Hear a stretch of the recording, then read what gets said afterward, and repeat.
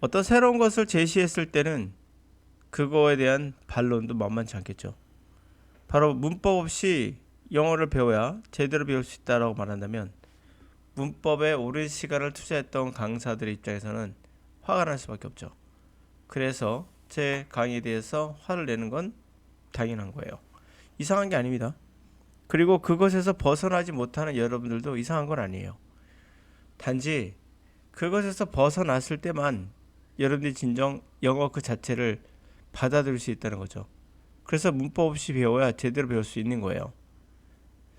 자, 지금 나오는 지문 같이 읽어보면서 내용을 살펴보도록 하죠. Natural General Intelligence, 그러니까 자연의 일반 지능에 관한 이야기예요. 일반 지능이다. 이게 무슨 말일까요? General 하단 말은 보편적이란 거거든요. 어디에도 적용 가능하다는 얘기예요. 우리가 영어라는 게 지능이라고 하잖아요. 영어 지능, 언어 지능을 합시다. 언어 지능이 있다면 여러분 생각에는 주어, 동사, 목적 이런 것을 우리가 문법이라고 하잖아요. 이거는 지능이 아니에요. 그렇죠? 나와 있는 거를 분석한 거고, 우리 이 보편적인 언어 지능은 국어를 쓰든 영어를 쓰든 이상할 정도로 공통점이 많다는 거예요. 그게 제너럴하다는 거죠. 주어가 영어도 있고 우리말도 주어가 있어요. 동사가 있죠. 모든 언어에는 동사가 다 들어가 있죠. 목적어도 있죠. 그리고 명사가 있죠. 우리말도 명사 있고 영어도 명사 있고 일본어도 중국어도 다 똑같아요. 그리고 동사도 있고 똑같이 형용사도 있고. 이게 무슨 말을 의미하는 거겠어요? 보편적이라는 거예요. 언어는. 그러니까 영어나 국어나 뭔가 다르다라고만 포인트를 맞췄기 때문에 문제가 생기는 거예요. 사실은 같다라고 생각해 보세요. 근본이 같다. 얘는 다른 놈이 아니다. 별개의 것이 아니다. 라고 받아들이고 영어로 들어간다면 그게 제너럴한 거예요. 포괄적으로 적용 가능한 우리에게는 뭔가가 있다는 거죠. 그래서 문법 없이도 영어를 배울 수 있다는 거예요. 자, 자연의 이러한 포괄적인 지능 또는 일반적 보편적 지능, 어떻게 뇌를 이해하는 것이 어떻게 우리가 AI를 빌드하는 데 도움을 줄 수 있을까? 그렇죠. 뇌를 이해해야 우리가 영어를 어떻게 배울 줄도 알고 있는 거죠. 뇌를 이해했다면 어떤 경우도 이런 분석적으로 문법적으로 접근하지는 않을 거예요. 우리 뇌는 문법으로 구성되어 있지 않아요. 이것은 이미 우리 몸속에 DNA의 형질 속에 들어가 있다는 거죠. 그게 노암 촘스키 이야기고 저는 100% 동의할 수밖에 없는 게 제 실험도 그렇게 나왔으니까. 자, primates are capable of sophisticated forms of reasoning in naturalistic settings, especially when their food or position in the social hierarchy is in danger. 자, 영장류는 뭘 할 수 있죠? sophisticated, 복잡한 형태의 추론을 할 수가 있어요. 자연 상태의 어떤 환경에서 특히 그들의 음식이나 또는 포지션, 사회의 어떠한 하이아키, 우리가 말하는 그 뭐라고 하죠? 구조, 이런 구조, 이거 뭐라고 합니까? 신분 구조? 어떤 이거 뭐라고 하죠? 갑자기 우리말이 안 떠오르는데, 그러니까 엄마 있고 아빠 있고 밑에 애들 있고 대통령 있고 이렇게 지배 구조처럼 되어 있는 거 하이아키라 그래요. 신분 같은 거, 위기 질서, 그렇죠? 사회 위기 질서에서 어떠한 포지션 또는 그들의 음식이 위험에 빠졌을 때 특히 어떻게 될까? 그런 걸 복잡한 형태로 리즈닝을 추론할 수 있는데, 그러나 it's unclear how versatile their relational reasoning might be. 그러나 불명확하다는 거죠. 얼마나 다양하게 그들의 관계 추론이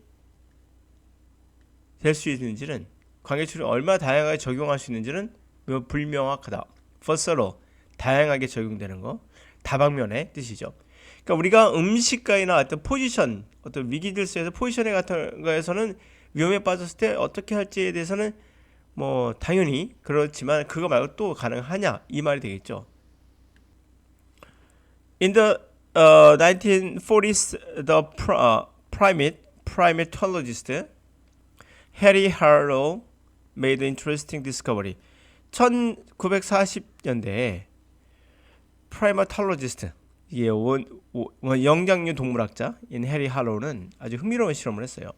그것을 발견했어요. 흥미로운 걸 발견했는데, In a series experiment Monkeys learn to choose between two visual objects, one of which was rewarded and one was not.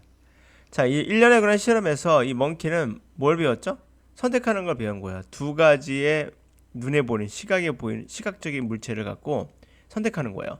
그 중에 하나는 보답이 있고 그 중에 하나는 보답이 없습니다. 그러니까 Harlow noted with surprise that each time the task was restarted with two entirely novel objects. The monkeys learned slightly faster. 자, 할로우가 아주 놀라며 이렇게 노트를 했다는 거예요.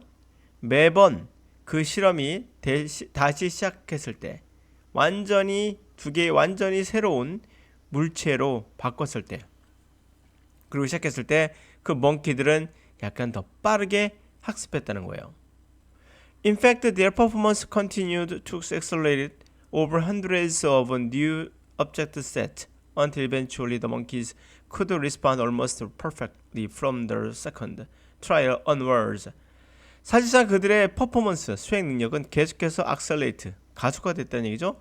바로 수백 번의 새로운 물체의 세트를 거치면서 더 가속화됐고 결국에는 어떻게 멍키가 반응할 수 있었죠. 거의 완벽하게. 세컨드 트라이얼 두 번째 시험에부터 계속해서 계속해서 두 번째부터 계속해서 완벽하게 반응할 수 있었다. 그때까지. Harlow argued that over the course of repeated pairings, the monkeys had learned how to learn. 할로우는 뭐라고 주장했냐면 그 과정에 걸쳐서 반복된 페어링이 짝이잖아요. 짝. 그렇죠? 두 짝으로 뭔가 하는 거. 자, 반복된 그 두 짝으로 하는 그런 과정에 걸쳐서 멍키는 뭘 배웠다? How to learn. 어떻게 학습하는지를 배웠다는 거예요. 이미. 그렇게 주장했고 It seems that the monkeys learned something abstract about the relations between the two stimuli in each pairing. That if one was rewarded, the other was not. 자, 뭐뭐인 것 같더라. 그 멍키들은 뭔가 abstract, 추상적인 것을 학습한 관계에 관한 어떤 추상적인 것을 학습한 것 같다. 두 개의 어떤 자극 사이에 매 페어링, 매 짝마다 두 개의 자극이 있겠죠. 그거에서 어떤 관계를 봤다는 거죠. 추상적으로 이해했다. 그것은 바로 만약에 하나가 보답이 있으면 나머지 하나는 없더라. 이게 추상적인 거죠. By generalizing this knowledge to new pairings, they could learn ever faster. 자, 일반화시켰다는 건데요. 이러한 지식을 새로운 페어링에도 일반화시킴으로써 그들은 더 빠르게 학습할 수 있었고 Human children tested in a comparable fashion showed the same ability. 자, 보통 인간도 테스트를 했는데 비슷한 그런 방식으로 테스트했고 똑같은 능력을 보여줬다는 거예요. 자, 이게 바로 추론 능력인 거죠. 그러니까 결국 추론이라는 게 뭡니까? 우리도 언어를 추론하잖아요. 언어 추론 능력도 있고 언어에 이 엄청난 추론 능력 이거 어떻게 보면 타고난다는 거죠. 타고난다. 영장력은 타고났다. 그래서 우리 뇌와 마찬가지로 이 복잡한 형태의 추론이 우리는 가능한 거예요. 타고나지 않으면 가능하지 않겠죠. 네. 자, 그러므로 영어의 문법 없이 배워야 제대로 배울 수 있습니다. 그래야 여러분 바로 자신, 나다운, 여러분다운, 이게 인간다운 거죠. 인간다운 인간이 되는 거예요. 근데 문법을 통해서 배우면 인간다운 문법이 아니에요. 그 로봇이지. 그래, 여러분들이 하나의 종이가 아니에요. 여러분들은 인간이에요. 그럼 인간다운 인간이 돼야 그게 뭐겠습니까? 나다운 인간? 그게 언어를 하는 인간이죠. 그럼 언어를 그렇게 하면 되는 거예요. 이런 거 들어가면 쓸데없이 막 분석하고 하지 말고요. 근데 여러분 선생님들 왜 이렇게 하냐? 그거는 오랜 기간 동안 우리가 일제시대부터 배웠던 그 방식이 계속 전달되고 있는 거거든요. 그래서 제가 주구장창 여러분들에게 떠들고 있는 거고 물론 잘 안 바뀔 거라 생각을 합니다. 세상이 그렇게 쉽게 바뀌진 않거든요. 그래도 싸울 만한 가치는 있는 거겠죠. 오늘 여기까지.